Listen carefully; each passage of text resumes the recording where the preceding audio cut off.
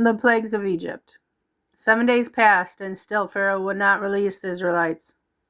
Moses and Aaron, after speaking with the Lord again, pleaded with Pharaoh, telling him that the Lord would send a plague of frogs if he did not let the slaves go.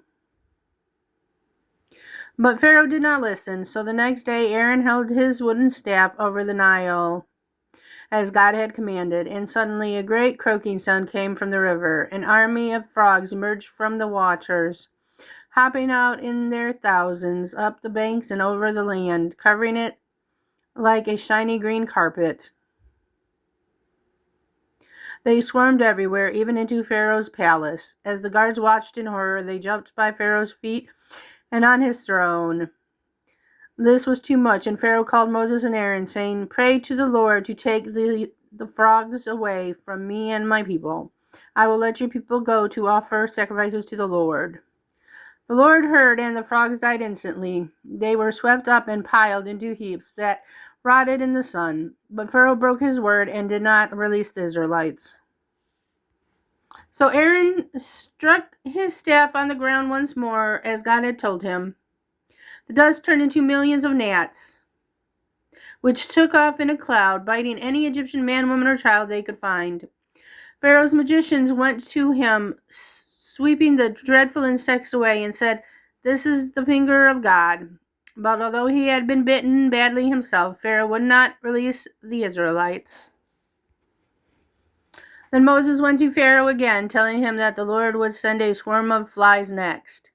They would plague the Egyptians and their animals, but would not bother the Israelites. And the next day a dense black cloud of flies appeared, blotting out the light.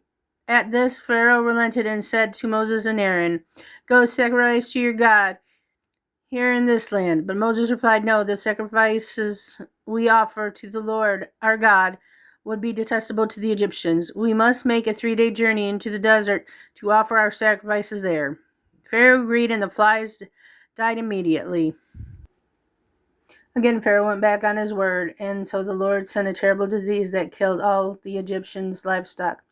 But Pharaoh would not let the Israelites go. Then the Lord said to Moses and Aaron, "Take handfuls of soot and toss them high in the air in front of Pharaoh.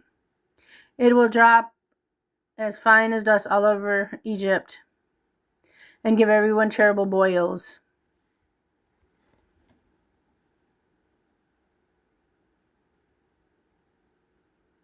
The brothers did as he said, and everyone except the Israelites broke out into boils. Pharaoh himself was covered in boils, but still he would not relent. Next, the Lord sent a violent storm with hailstones as big as rocks, and after that a plague of locusts that devastated the country, gobbling up the crops and stripping the leaves from the trees. Again, Pharaoh said he would let the Israelites go, but again he broke his promise. And then the Lord said to Moses, "Stretch out your hand toward the sky so that darkness will spread all over Egypt." Moses did as he was told, and the sun went out, blanketing the whole country except for the area where the Israelites lived. Pharaoh summoned Moses and Aaron again. When they finally found him in the pitch black, Pharaoh said, "Go, worship the Lord, and your women and children may go with you, but leave your flocks and your herds behind." Moses protested at this, saying they needed to take their animals with them to be used as sacrifices. Infuriated, Pharaoh changed his mind, shouting, "Get out of my sight. If I ever see you again, I will kill you."